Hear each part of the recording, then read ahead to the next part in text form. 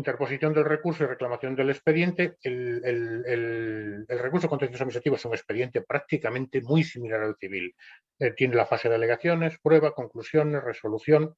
Bueno, plazo de interposición del recurso. Ya hemos ido al cuadrito este de aquí abajo, que es un cuadro que yo creo que lo aclara mucho porque nos dice cuál es el plazo y desde cuándo empieza a computarse. Ya vemos que los plazos son sencillísimos, 2 meses en la mayor parte de los casos, 6 meses en el caso del silencio administrativo, bien sea a través de un recurso de reposición, bien sea como consecuencia de un acto presunto, 10 días, 20 días, pero prácticamente son todos 2 meses y 6 meses, 10 días, 20 días. Con lo cual el plazo de interposición del recurso yo creo que no tiene dificultad alguna y es conveniente saberlo a efectos de una pregunta tipo test.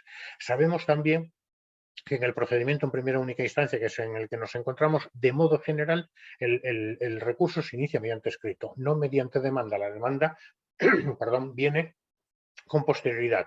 Ahora bien, al escrito al que se le adjuntan los expedientes, los documentos que establece la ley, ¿no? En concreto en el artículo 45. Bien, pero hay supuestos donde se inicia a través de demanda. El propio procedimiento en primera única instancia, cuya forma general de inicio es a través de escrito, hay 2 supuestos donde se establece la posibilidad de que se inicie, uno de ellos se iniciará por demanda, que es un imperativo, el recurso de lesividad, y en el caso de los litigios contra administraciones públicas, en el caso de un recurso dirigido contra una disposición general, acto, inactividad o vía de hecho, podrá iniciarse también mediante demanda.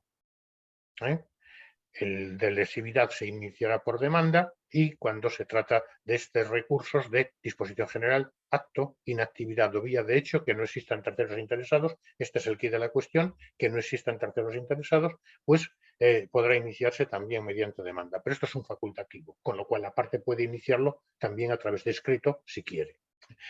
Anuncio y publicación del recurso, aquí ya se nos lo aclara, a instancia de parte o de oficio por el A. ¿Vale? Muy bien, a instancia de parte, evidentemente corriendo con los gastos, pero dice la norma que el letrado podrá también acordar de oficio la publicación del anuncio si lo estima conveniente. Y aquí tendríamos la interposición del recurso mediante demanda, si se interpone mediante demanda contra una disposición general en la acto, inactividad o vía de hecho, pero lo importante es en la que no existan terceros interesados, disposición general, pues entonces se dará un plazo de 15 días para que las partes que así a su derecho convenga se personen, digamos, en las actuaciones. Transcurrido el plazo, el letrado procederá a dar traslado de la demanda y de los documentos a quien se haya personado, en primer término siempre, como hemos dicho, a la administración para que conteste y después en su conjunto a todos los demandados que se hubieran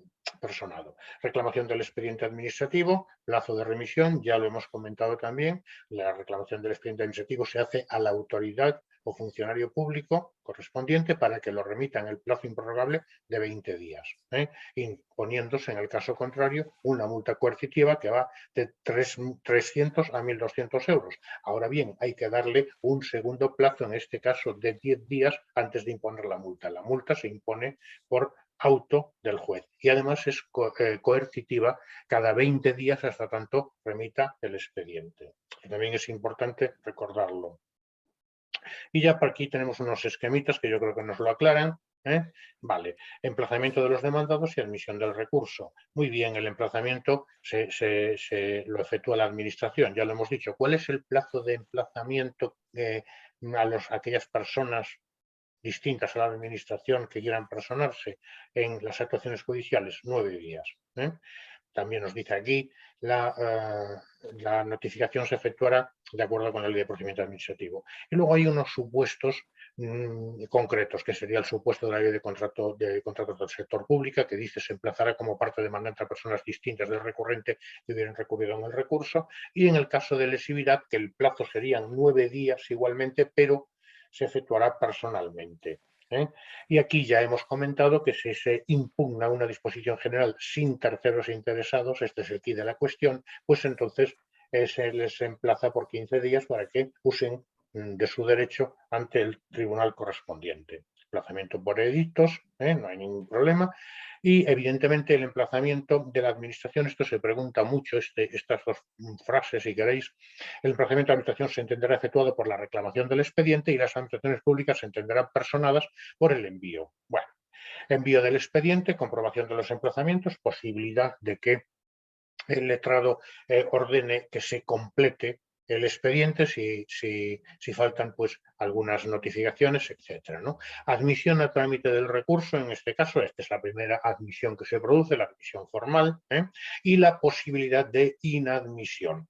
Inadmisión a trámite, ¿cuándo? ¿Cuándo se produce esta inadmisión? Pero ya por el juez o sala, por el juez o tribunal. Falta de jurisdicción, incompetencia del juez o tribunal, falta de legitimación del recurrente, haberse interpuesto el recurso contra inactividad no contra actividad no susceptible de impugnación o haber caducado el plazo, también que se hubieran desestimado otros recursos sustancialmente iguales y aquí lo que decíamos, que se produzca contra una actividad material constitutiva de hecho, si fuera evidente que efectivamente hay una norma que ampara la actuación administrativa, cuando se impune la no realización, o sea, la inactividad de la administración, cuando evidentemente esta se haya realizado. Bueno, sí que es importante recordar que a efectos del trámite se da un traslado de 10 días para que los recurrentes pues, manifiesten lo que proceda en derecho, ¿no? Recursos contra la admisión o inadmisión, aquí contra el auto que declare la inadmisión, podrá interponerse los recursos que establece la ley de la jurisdicción contenciosa administrativa, pero el auto de admisión no será recurrible sin perjuicio de oponer cualquier motivo de inadmisibilidad en el momento procesal que ahora veremos. Bueno, aquí ya aclaro yo un poco más el recurso que cabe, apelación, en el caso de que sea un juzgado de lo contencioso, para ante la sala de lo contencioso del TSJ. Si es un juzgado central, pues apelación para ante la sala de lo contencioso de la Audiencia Nacional. Y si no, estaríamos ante un recurso de casación. Bueno, esto simplemente leerlo, pero bueno, como podemos entender es importante. Seguimos un poquillo ya. Demanda-contestación, también lo hemos comentado antes. Bueno, demanda en plazo de 20 días. Ya hemos hablado también aquí este plazo simultáneo cuando fueren recurrentes, fueren varias personas y no actúen todos bajo una misma defensa y representación, sería lo mismo. Es decir, el escrito de demanda se formulará simultáneamente. Existe la posibilidad, como vemos en el epígrafe 4.2, de que se presente la demanda sin el expediente administrativo, en cuyo caso se le dará un plazo de 10 días, una vez recibido el expediente, para que formule las alegaciones complementarias. Escrito de alegaciones complementarias, que se denomina. Evidentemente, si no se formula la demanda en tiempo y forma, 20 días, pues caduca el recurso. Subsanación de faltas, bueno, aquí verdaderamente el plazo de subsanación sería de 10 días, un plazo no superior a 10 días. Documentos necesarios, pues ya los hemos visto, los del 56, todos los documentos, aquí siempre sabemos de documentos sobre la forma y sobre el fondo, documentos procesales, documentos de fondo. No hay mucho más. Cuantía del recurso, también hemos comentado que, bueno, que los criterios de fijación de la cuantía del recurso probablemente en tramitación y auxilio no serían preguntables, pero sí el trámite procesal. Bueno, dice el letrado, en cuanto al trámite, dice el letrado fijará la cuantía del recurso una vez formulados los escritos de demanda y contestación, es decir, a tenor de las cantidades que se fijen en el escrito de demanda por el demandante y en el de contestación por el demandado, ¿no? Cuando así no se hiciere, dice la ley, si no lo hacen, pues entonces el letrado requerirá al demandante para que fije la cuantía, concediéndole un plazo no superior a 10 días, transcurrido el cual se estará a la que fije el letrado. La fijación de la cuantía en el recurso contencioso administrativo es de vital importancia porque eso puede dar lugar a que no proceda recurso devolutivo. En consecuencia, sí es importante tenerlo en cuenta. En cuanto a los criterios, yo digo una simple lectura. ¿Vale? Bueno.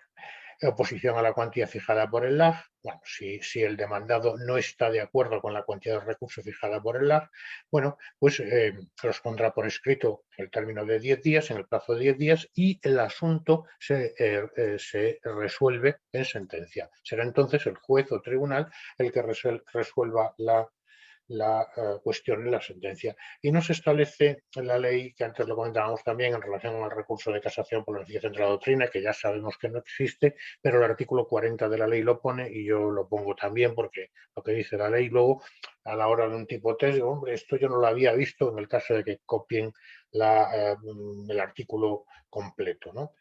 Lo repito un poco para que lo tengamos claro. Recursos de casación contencioso administrativo, en la actualidad solo existe uno. Existían tres para unificación de la doctrina en interés de la ley. Ahora solo existe uno. Y aquí lo que nos dice es la parte perjudicada por la resolución prevista en el apartado anterior podrá fundar el recurso de queja cuando le denieguen el recurso devolutivo. Sabemos que el recurso de queja es un recurso instrumental. Cuando le denieguen la admisión a trámite del recurso devolutivo, pues podrá fundamentar el recurso de queja en la indebida determinación de la cuantía. Esto es, como vemos, muy fácil, lo hemos visto en civil, lo hemos visto en penal también, y aquí tenemos la misma posibilidad. Alfredo, ¿y qué resuelve el juez en la sentencia futura? La inadmisión. Cuando no se admite el recurso contra el No, se decreto. resuelve el Tribunal Superior, porque recuerda que el recurso de queja se presenta ante el tribunal que hubiera debido resolver el recurso inadmitido a trámite. Vale. ¿Vale? Solicitud de complemento del expediente. Bueno, antes veíamos que si no se habían completado los emplazamientos, entonces se le requería para que se completaran. Y aquí lo mismo, ¿no? En el caso de que alguna de las partes manifieste que no se han completado, que el expediente está incompleto. Por tanto, el letrado requerirá para que se le envíen el expediente con la parte que pudiera faltar, ¿no? Contestación a la demanda también en el plazo de 20 días, y aquí también nos decimos las partes demandadas que hubieran comparecido para que la contesten en el plazo de 20 días. Tendríamos aquí también la peculiaridad del 128, aunque lo veremos, el 128 de la ley de la jurisdicción lo que nos dice es que si se presentare la demanda o la contestación en el mismo día en que se notifica, digamos, la caducidad del plazo, pues se admitiría, ¿no? Bueno, contestación a la demanda, por tanto, bueno, esto ya no tiene mucho más. Presentación a la demanda con anterioridad de la remisión del expediente. Ya hemos dicho que un plazo de 10 días para escrito de alegaciones, y dice si la demanda se hubiera formalizado sin haber recibido el expediente, se emplazará la administración demandada para contestar, admitiéndosele que no se le admitirá la contestación si no se acompaña el expediente. Ya hemos hablado también del orden de contestación a la demanda, primero la administración demandada y después todos los demás. Y bueno, si en el subepígrafe 484, si la administración demandada estima que la resolución recurrida no se ajusta a derecho, caramba, si la resolución recurrida no se ajusta a derecho, entonces es que el recurrente tiene razón. Y aquí dice, podrá solicitar la suspensión del procedimiento por un plazo de 20 días para comunicar su parecer razonado a la administración de la que depende, el abogado del Estado, ¿no? Que sería o de la Generalitat o de la Seguridad Social o de la administración que sea. Y entonces, ahí entonces no habría procedimiento ya. Bueno, habría que ver lo que dice la administración demandada. Si evidentemente, sí, luego veremos que existen varias posibilidades de finalización del expediente, que serían por reconocimiento en vía administrativa de las pretensiones del recurrente, por satisfacción extraprocesal, etcétera. De modo general, el recurrente en vía contenciosa administrativa lo que quiere es que la administración le conteste y de forma favorable a su petición. Por tanto, si esto se reconoce en vía administrativa, pues o se existe, claro. Aquí vemos la posibilidad de que el demandado fuera una entidad local y no se hubiera personado en el proceso. Bueno, aquí se tiene una deferencia con la entidad local, y dice que pueda designar representante de juicio, comunicar al órgano jurisdiccional por escrito los fundamentos que estimare improcedente, los fundamentos propios que se suponen que se estima improcedente la pretensión del recurrente, del actor. Y bueno, como vemos, es muy, muy sencillito. Y ahora, si queréis, entramos ya en las alegaciones previas, ¿no? Dice el 58. Bueno, las partes demandadas podrán alegar dentro de los 5 días del plazo para contestar la demanda, 20 días, plazo de 20 días para contestar la demanda, en los primeros 5, los motivos que pudieran determinar la incompetencia del órgano jurisdiccional o la inadmisibilidad del recurso de acuerdo con el 69, ¿no? ¿Y cuáles serían los motivos que pueden ser declarados por la sentencia que inadmita el recurso? Bueno, pues falta de jurisdicción del juzgado o tribunal, ya un requisito procesal que se hubiera interpuesto la demanda por persona incapaz, es decir, sabemos que la palabra incapaz ahora ya no se utiliza de modo general, aquellas personas, digamos, proveídas de medidas de apoyo para el ejercicio de su capacidad jurídica, no debidamente representada o no legitimada, que tuviera por objeto disposiciones, actos o actuaciones no susceptibles de impugnación, cosa juzgada, litispendencia, o que se hubiera presentado el escrito inicial del recurso fuera de plazo. Es decir, estos serían los motivos de inadmisión de la demanda que el juez declararía en la sentencia. Evidentemente, siempre la administración demandada tiene que remitir el expediente administrativo y si no, no se le admitiría el trámite, ¿no? Bueno, digo yo aquí ya un poco con objeto de ver para qué sirve esto, evitar la prosecución de procesos que luego pues queden en nada, porque una sentencia de este tenor pues es una sentencia meramente procesal que no resuelve el fondo del asunto. Importante, si queréis, aunque ya lo hemos dicho antes, los 5 primeros días del plazo de 20 para contestar la demanda. El plazo de 20 para contestar la demanda, ¿no? Procedimiento, el trámite de este incidente, que así se llama, bueno, pues se hace de acuerdo con el trámite incidental del 393 y siguientes de la Ley de Enjuiciamiento Civil, ¿no? Pero bueno, del escrito formulando alegaciones previas, el acto será trasladado por 5 días al actor. Y este podrá subsanar el defecto procedente en 10 días, si fuere subsanable. Aclaro yo aquí, bueno, la mayor parte de los defectos no serán subsanables, pero algunos sí pueden serlo, como por ejemplo la falta de representación.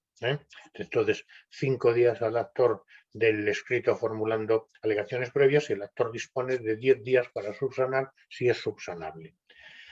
Y a partir de aquí se lleva el trámite por lo previsto para los incidentes, ¿no? Es decir, se cita a las partes en una comparecencia y se resuelve por el juez por medio de auto en 10 días. Este sería el trámite del 393 y siguientes que establece la Ley de Enjuiciamiento Civil. Evidentemente, dice el auto desestimatorio de las alegaciones previas no será susceptible de recurso y, evidentemente, dispondrá que conteste la demanda por el tiempo que falta. Sin embargo, las causas que pudieran dar lugar a la inadmisión del recurso, inadmisibilidad o inadmisión, que en este caso es lo mismo, salvo la falta de competencia, podrían reproducirse en el escrito de contestación a la demanda para que el juez se pronuncie posteriormente. Si se estiman las alegaciones previas, bueno, pues se declarará la inadmisibilidad del recurso y una vez firme, el letrado ordenará la devolución del expediente pues, a la administración de donde viene, a la administración de donde procede, ¿no? Y ya algunas cosas muy concretas. Si este auto hubiera declarado la falta de jurisdicción, se indicará el concreto orden jurisdiccional que se estime competente. Si se hubiera declarado falta de competencia, se remitirán las actuaciones al órgano competente. Fijémonos que es diferente la falta de jurisdicción a la falta de competencia en cuanto al trámite. Se indicará el concreto orden jurisdiccional que se estime competente, pero no se remite. Mientras que si se estima la falta de competencia, ya dentro del orden contencioso administrativo, se remiten las actuaciones al órgano competente, el propio juzgado o tribunal, ¿no? Bueno, poco más tenemos aquí, pues tendríamos ya el esquemita. Fase probatoria, que sería la segunda de las fases, inexistencia o exclusión de la fase probatoria. Como decíamos el otro día, en contencioso administrativo, excepto en los expedientes sancionadores o expedientes disciplinarios, la práctica de la prueba, pues de modo general es casi siempre documental. Incluso, pues en las disposiciones generales es simplemente la disposición general o el expediente previo, los informes jurídicos previos, pero no es prueba como tal. En algunos supuestos sí, por eso vamos a estudiarla, es la misma regulación que la Ley de Enjuiciamiento Civil, pero con algunas pequeñas matizaciones, ¿no? Entonces, lo que nos dice aquí, el letrado declarará concluso el pleito sin más trámites para sentencia una vez contestada la demanda, salvo que el juez o tribunal de oficio acuerde la práctica de prueba en los siguientes supuestos. Si el actor pide por otro sí que el recurso se falle sin necesidad de rendimiento de pleito a prueba, tampoco vista las conclusiones y la parte demandada no se opone. Es decir, el letrado, por decirlo de alguna forma, salvo que el tribunal establezca que quiere que se reciba el pleito a prueba, resuelve de consuno, de acuerdo entre las partes. Y dice la norma en el segundo punto, si los escritos de demanda y contestación no se solicita el recibimiento del pleito a prueba, ni los trámites de conclusiones, pues evidentemente no lo acordará, salvo que el juez o tribunal excepcionalmente pues lo interese que se acuerde, ¿no? Bueno, sigue diciendo la norma, en los dos supuestos anteriores, si el demandado solicita la inadmisión del recurso, se dará traslado al demandante para que en el plazo de 5 días formule las alegaciones que estime procedentes. Bueno, dice la norma, solamente se podrá pedir el rendimiento de pleito a prueba por medio de otro sí, es decir, es la fórmula que se utiliza. Otro sí digo, solicito el rendimiento del pleito a prueba y propongo las siguientes. En los escritos de demanda y contestación. Esto es una pregunta que has hecho también en un test de examen. ¿Cómo se recibe el pleito a prueba en un proceso contencioso administrativo en primera única instancia? A través del otro sí o por medio del otro sí, ¿no?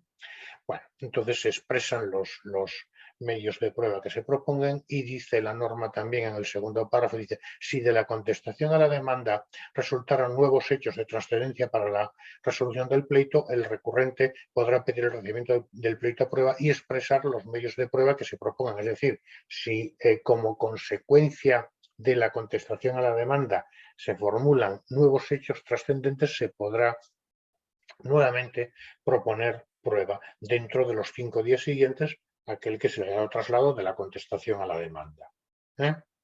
Y evidentemente, como antes comentaba, siempre que exista disconformidad en los hechos y estos fueran de trascendencia, se recibirá el pleito a prueba. Pero si el objeto del recurso fuera una sanción administrativa o disciplinaria, el proceso se recibirá, fijémonos el imperativo, se recibirá siempre a prueba cuando exista disconformidad en los hechos, ¿no?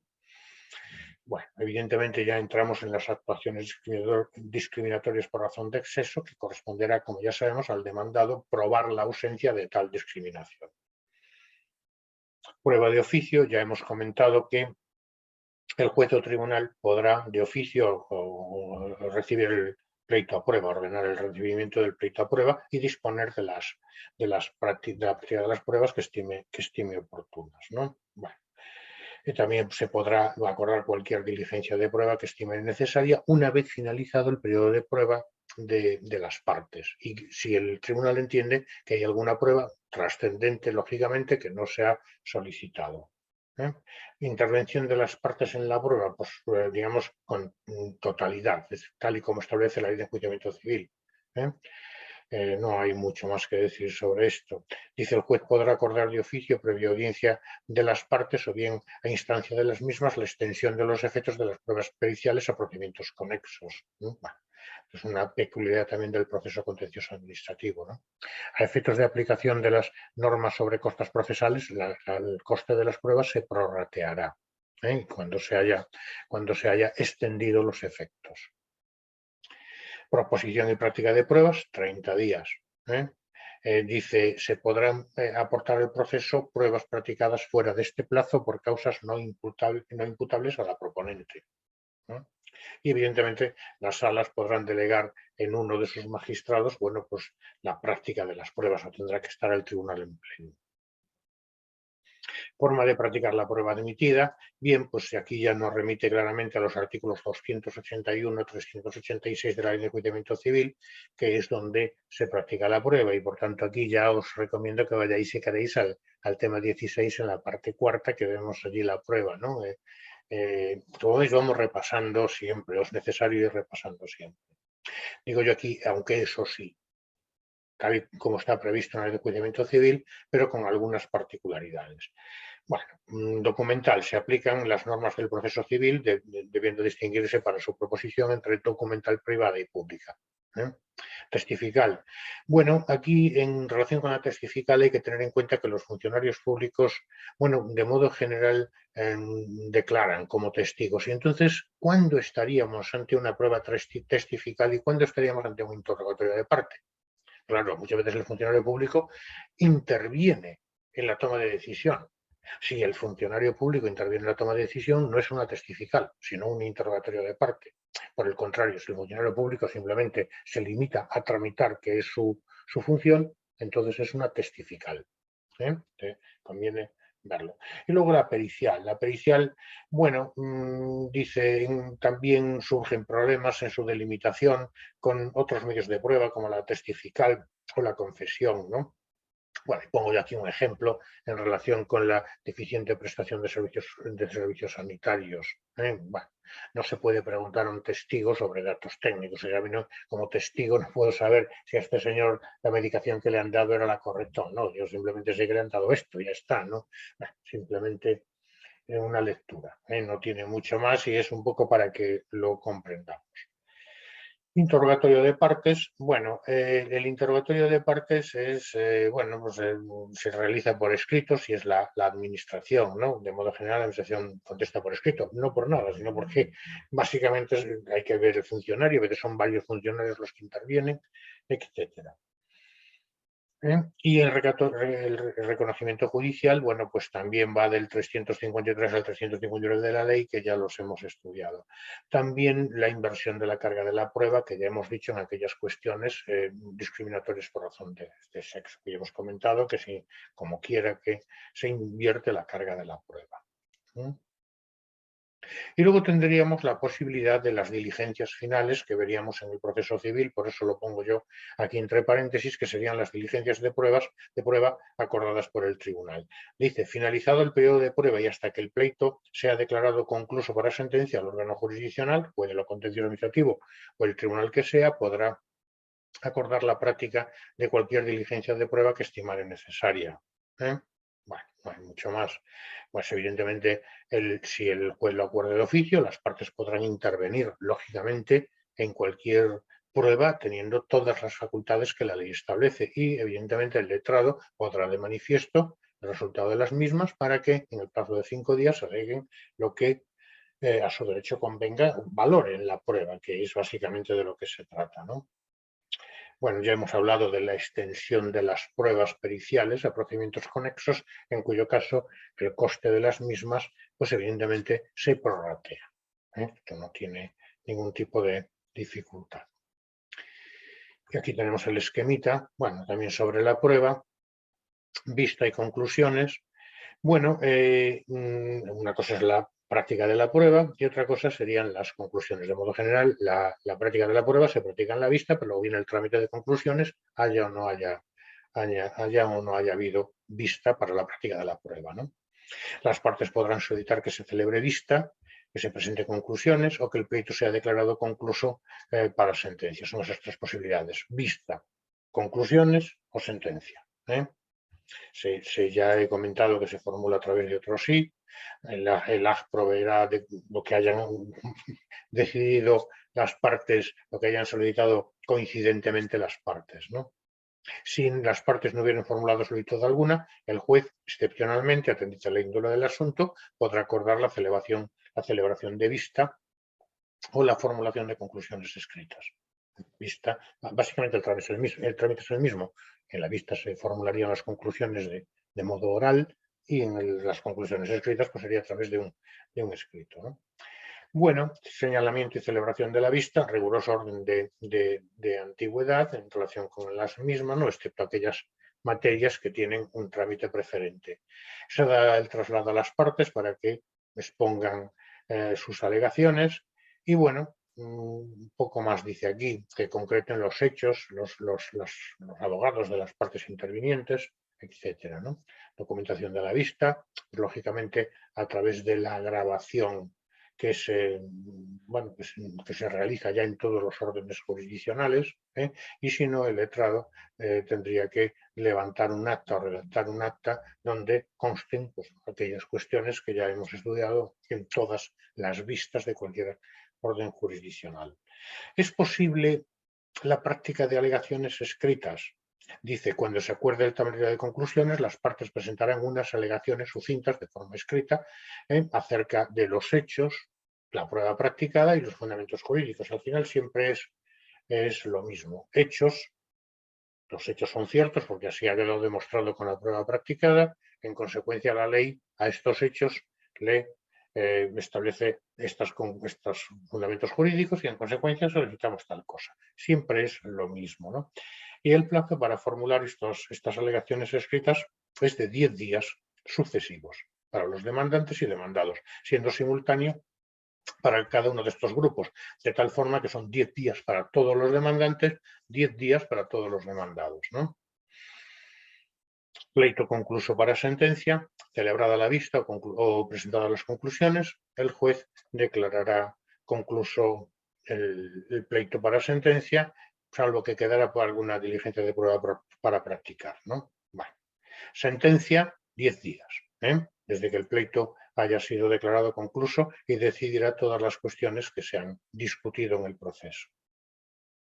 Es verdad que establece la ley de la jurisdicción contenciosa administrativa que cuando el juez o tribunal apreciare que la sentencia no podrá dictarse dentro del plazo, lo razonará debidamente y señalará una fecha posterior. Entonces le da la posibilidad al juez de que alargue el plazo para dictar sentencia. ¿Y qué posibilidades tiene el juez a la hora de dictar el fallo? Las opciones de fallo. Bueno, pues inadmisibilidad del recurso. Yo siempre digo aquí, no confundamos nunca la inadmisibilidad del recurso con la desestimación del recurso. Inadmitirlo es que no entra al fondo del asunto y desestimarlo supone que sí entra al fondo del asunto y deniega la razón al recurrente. En el caso de que lo estime, confiere la razón al recurrente. Entonces sería un poco la idea. Supuestos de inadmisibilidad, los hemos visto un poco más arriba, que el juzgado o tribunal carezca de jurisdicción, que se hubiera interpuesto por persona, y ya he hecho un comentario acerca de que ya no se debe utilizar esta palabra, pese a que la ley la sigue utilizando, ¿no?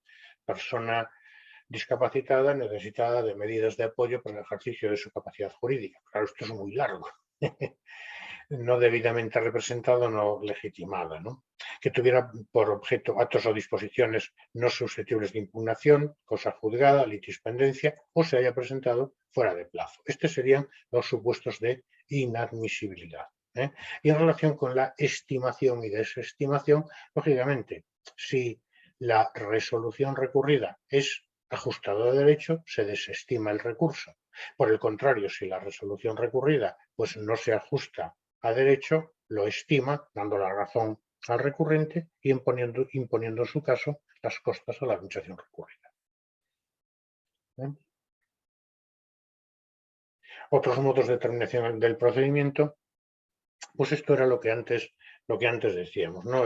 ¿Cómo puede finalizar el proceso cuando la administración demandada reconoce en vía administrativa las pretensiones del recurrente? Bueno, pues a través de un desistimiento, el recurrente, bueno, puede desistir del proceso, y digo yo aquí, sin renunciar a su derecho material, fundado en que la administración demandada pues, le ha reconocido pues, lo que está reclamando. Dice, podrá recurrir en cualquier momento anterior a la sentencia. La propia parte interesada por sí misma, en segundo lugar, bueno, pues del representante en juicio, y en tercer lugar, si el que va a desistir es la administración pública, en el que si desiste es que la administración pública es la demandante. En este caso, habrá de presentar además testimonio del acuerdo adoptado por el órgano competente con arreglo a los requisitos exigidos. Es decir, un poco lo que decíamos antes, el abogado de la administración, el abogado del Estado, el abogado de la Generalitat, representa a la Generalitat, pero no puede adoptar decisión alguna sin que tenga el oportuno permiso, el oportuno acuerdo de la administración a la que representa. Por eso, bueno, se dan 15 días para que en su caso, bueno, pues ponga en conocimiento los hechos de la administración recurrida. Tramitación, bueno, aquí esto ya no tiene nada, se da traslado a las partes en los supuestos de acción popular por plazo de 5 días y aquí básicamente si las partes están de acuerdo el desistimiento finaliza mediante decreto del letrado de justicia. Si las partes no están de acuerdo, no se aquietan al desistimiento, pues entonces resuelve el juez mediante auto, ¿no? Dice la norma, si fueren varios los recurrentes y solo algunos desistieren, el procedimiento continuará respecto de los que no hayan desistido, lógicamente, ¿no? Y también una cosa importante, a lo mejor, que el desistimiento no implicará necesariamente la condena en costas del recurrente, por lo que existirán las reglas generales de imposición, que son las del 139 de la Ley de la Jurisdicción Contencioso Administrativo, que es exactamente un calco del artículo 394 de la Ley de Enjuiciamiento Civil. Y me fijo en esto porque cuando estudiemos el procedimiento abreviado sí que se impondrán las costas en caso de desistimiento. Poco más tendríamos que decir en relación con el desistido de un recurso. Bueno, pues evidentemente se ordenará el archivo de los autos y la devolución de las actuaciones al órgano judicial de procedencia, declarándose la firmeza de la sentencia. Ya hemos comentado que el desistimiento no implica necesariamente la condena en costas del recurrente, por lo que se seguirán las reglas generales de imposición que ya hemos comentado. Y el reconocimiento en vía administrativa, que es una peculiaridad que tendríamos que tener en cuenta.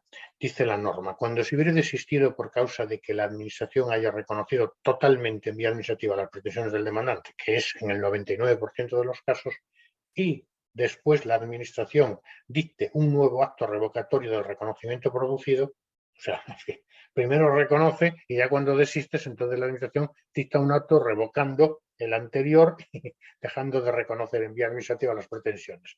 Lo que dice aquí es que el actor puede pedir que continúe el procedimiento en el estado en que sea contrario sin necesidad de iniciar el proceso desde el inicio, desde el principio. Es una peculiaridad que solo existe en la jurisdicción contenciosa administrativa. Si luego la administración dicta un acto revocatorio del anterior por el que se hubiera desistido, se puede reiniciar el procedimiento en el trámite en el que se había dejado. Eso en cuanto al desistimiento. Y ahora pasemos al allanamiento. El allanamiento, como sabemos, es una posición procesal del demandado. Mientras que el desistimiento es del demandante, el allanamiento es del demandado. Que evidentemente si alguien se allana a la demanda, todo el mundo puede entender que está de acuerdo con las pretensiones del demandante. Allanamiento, demandado, desistimiento, demandante. Requisitos formales, bueno, pues evidentemente, ya lo hemos comentado, si se allana una administración, el representante será necesario que lo ratifique el poder dante o que esté expresamente autorizado para ello el procurador o que exista el oportuno acuerdo de la administración demandada para que el abogado que la representa pueda allanarse.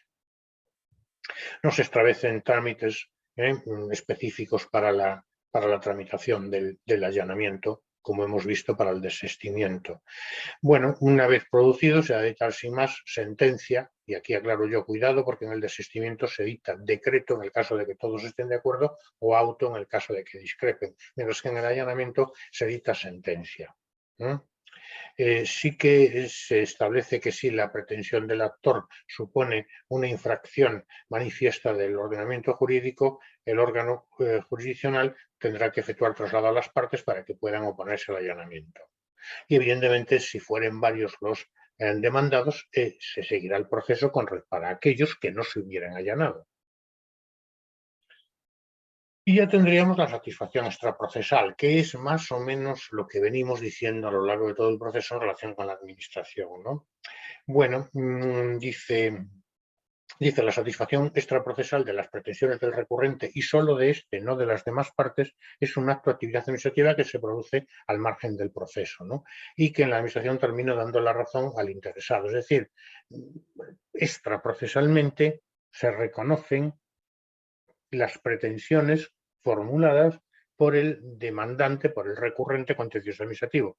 Lógicamente, es una cuestión que sucede en muchas ocasiones, no probablemente por mala fe o de la administración, en el sentido de que ahora que se ha interpuesto la demanda se reconoce la razón, se reconoce el derecho del recurrente. No, simplemente porque muchas veces los trámites administrativos llevan su tiempo, llevan su trámite y en consecuencia pues se tarda más, el recurrente acude a la jurisdicción.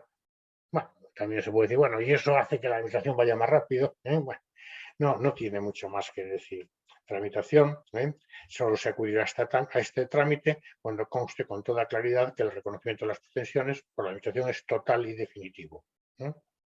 ¿Vale? Comunicación al órgano jurisdiccional de la posible existencia del reconocimiento extraprocesal, se oye a las partes por 5 días y comprobado que efectivamente se ha reconocido, se ha producido dicha satisfacción, el órgano jurisdiccional dicta auto por el que se declara terminado el procedimiento. Si se dicta un auto revocatorio del anterior, como hemos visto en el desistimiento, se podrá pedir que continúe el procedimiento, pero en el trámite que se encontraba. Y ya la conciliación judicial.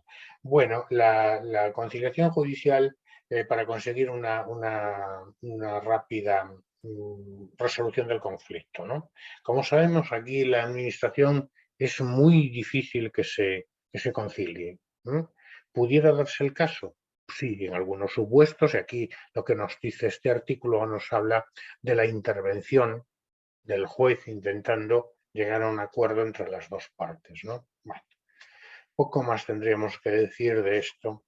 Y con esto finalizamos el procedimiento en primera y única instancia, que nos va de los artículos 43 a 77, como vemos ahí. Son varios artículos. Podría empezar el procedimiento abreviado, de hecho lo tengo abierto, pero creo que es mejor que repasemos el procedimiento, lo que hemos visto de la jurisdicción contencioso administrativa, que son 77 artículos, antes de meternos en más honduras.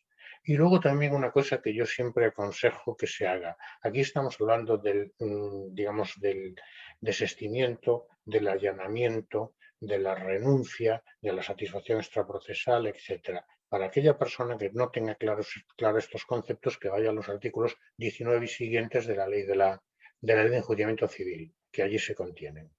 Para no y seguir avanzando sin tener claros los conceptos, luego tenemos problemas. Eso por un lado. Y por otro lado, seguiremos haciendo casos prácticos. Como vemos, un caso práctico penal, pero como muy bien me han dicho, oye, que esto lleva preguntas civiles. Seguiremos haciendo casos porque es el único modo de que vayamos repasando y nos vayamos un poco, no nos vayamos olvidando totalmente de lo que ya hemos visto.